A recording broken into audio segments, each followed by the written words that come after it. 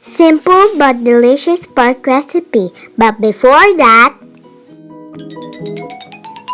hello, my name is Goldie, and you are watching The Thriving Kid.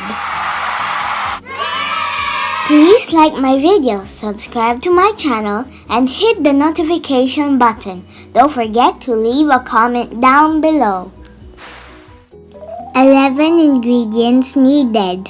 Protein or pork, cooking oil, garlic, onions, soy sauce, vinegar, KNORR seasoning sauce, water, ground pepper, magic syrup granules, and salt. Full ingredients written in the description box.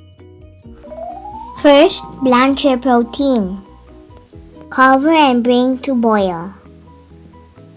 When the water is boiling, turn off the stove and drain the water from the wok.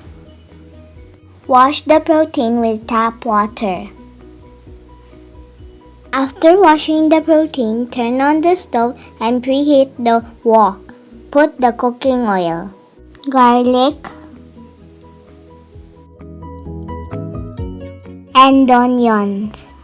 When the garlic and onions are cooked, put the protein in the wok.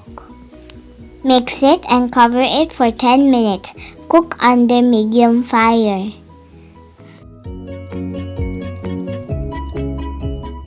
After 10 minutes, put 2 cups of water.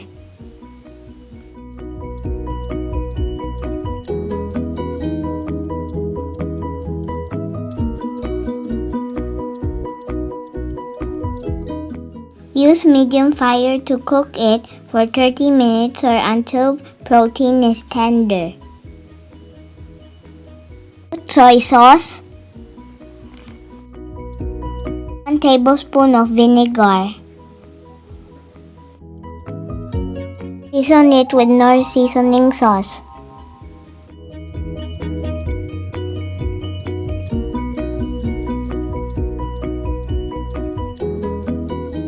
Add ground pepper, salt to taste,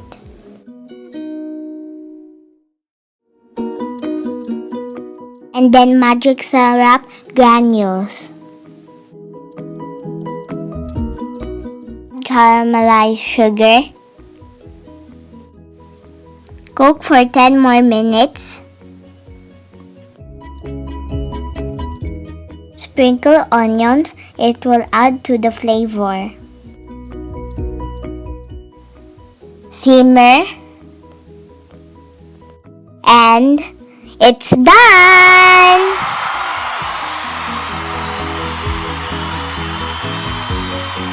Thanks for watching my videos. Please subscribe to my channel.